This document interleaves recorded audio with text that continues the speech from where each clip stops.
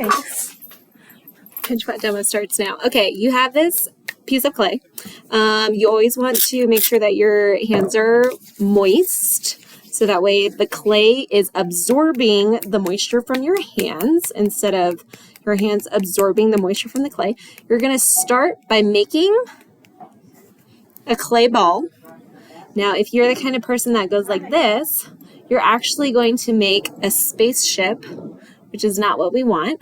So if you are like this, you go like this, and then you rotate it, and you go again. As you go to your red 4 class. And then that goes into a little bit more of a ball shape, but it's still kind of ovalesque. So I just end up packing it like this. So we have this nice little ball, and my hands are dry, so I'm going to respray my hands. And you're going to go around and you're going to look for all of the little wrinkles and just little divots. And you were going to take your finger and you're just going to move clay from one side of the crack to the other side of the crack. Just nice and soft. So we're moving the clay into the cracks to make sure that everything is nice and super smooth so we don't have to clean those later. This is just kind of preemptive craftsmanship. Now I have this ball. It's nice and smooth and it doesn't have any cracks or little wrinkles. And then I am going to hold it in my hand and kind of cradle it. Take my thumb, press it all the way to the bottom, not through the bottom, but to the bottom. Okay, and then you're just going to kind of rotate it around so that way you have a nice flat bottom.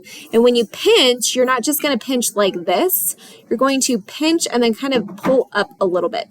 Now I'm not sliding my fingers across the surface like this.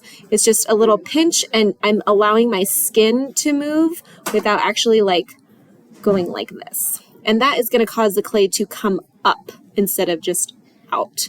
So if I'm coming up, I'm going to do small, tiny, tiny little micro pinches. And as I rotate, I'm going to be cognizant and I'm going to be feeling the thickness of my walls. I want to make sure that all of the walls are relatively the same thickness all the way around. These are called small, tiny little micro pinches. You should not see like each individual fingerprint. If you are doing like each individual fingerprint like that, you're pinching way too hard. And my hands are dry. So small, tiny little micro pinches all the way around, all the way up. We want more vertical height for this project. So you're really going to want to make sure that you can pull that clay up. If your clay starts to come out like this, you need to reposition your hands from this to this. Okay, so from here to here. Instead of pulling the clay out this way, you're going to be pulling the clay up this way. Okay, so we have small, tiny little micro pinches. And we want the rim, also known as the lip, which is right here, to be about half a centimeter thick. Okay, now as you're going, you're going to end up with like these little cracks. You're just going to do the same thing to smooth out all of those cracks that we did to our ball at the very beginning, which is just drag our finger across, no water, no nothing, just dry finger and clay to clean up all of those cracks.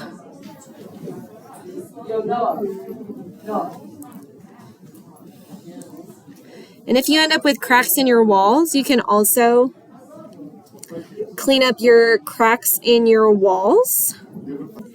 And then you'll have this nice, super smooth, even wall pinch pot. And we are going to store these upside down. We store them upside down to restrict the airflow in and out, as this to dry a lot slower and a lot more even.